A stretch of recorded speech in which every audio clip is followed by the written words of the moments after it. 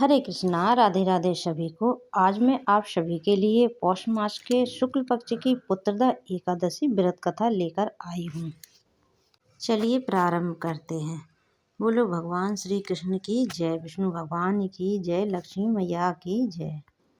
भगवान श्री कृष्ण ने कहा, राजन, पौष मास के शुक्ल पक्ष में जो एकादशी होती है उसे मैं बतलाता हूँ, सुनो। महाराज, संसार के हित की इच्छा से मैं इसका वर्णन करता हूँ। राजन, पूर्वोक्त विधि से ही यत्न पूर्वक इसका व्रत करना चाहिए। पुत्रदा एकादशी सब पापों को हरने वाली उत्तम तिथि है। समस्त कामनाओं तथा सिद्धियों के दाता भगवान नारायण इस तिथि के अधिदेवता हैं।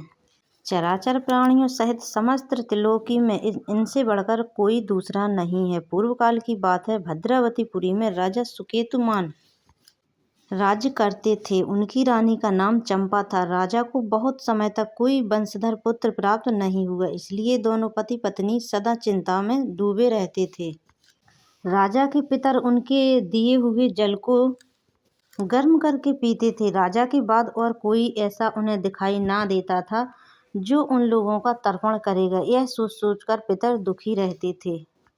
एक दिन राजा घोड़े पर सवार हो गहन वन में चले गए। पुरोहित आदि किसी को भी इस बात का पता न था। मृग और पक्षियों से सेवित उस सघन वन में राजा भ्रमण करने लगे। मार्ग में कहीं सियार की बोली सुनाई पड़ती तो कहीं उल्लुओं की। जहाँ तहाँ रीछ और मृग दृष्टिगोचर हो रहे थे।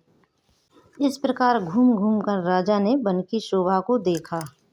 इतने में दोपहर हो गया। राजा को भूख और प्यास सताने लगी। वे जल की खोज में इधर उधर दौड़ने लगे। किसी पुण्य के प्रभाव से उन्हें एक उत्तम सरोवर दिखाई दिया, जिसके समीप मुनियों के बहुत से आश्रम थे। शोभाशाली नरेश ने उन आश्रमों की ओर देखा। उस समय शुभ की सूचना देने वाले शकुन होने लगे। राजा का दाहिना नेत्र और दाहिना हाथ फड़कने लगा, जो उत्तम फल की सूचना दे रहा था। सरोवर के तट पर बहुत से मुनि वेद पाठ कर रहे थे। उन्हें देखकर राजा को बड़ा हर्ष हुआ। वे घोड़े से उतरकर मुनियों के पास खड़े हो गए और उनकी वंदना की। वे मुनि उत्तम व्रत का पालन करने वाले थे। जब राजा ने हाथ जोड़कर बारंबार प्रणाम किया, तब मुनि बोले, राजन, हम लोग तुम पर प्रसन्न हैं। राजा बोले, आप लोग कौन हैं? आपके नाम क्या हैं तथा आप लोग किस लिए यहाँ एकत्रित हुए हो? यह सच सच बतलाइए। मुनि बोले, राजन,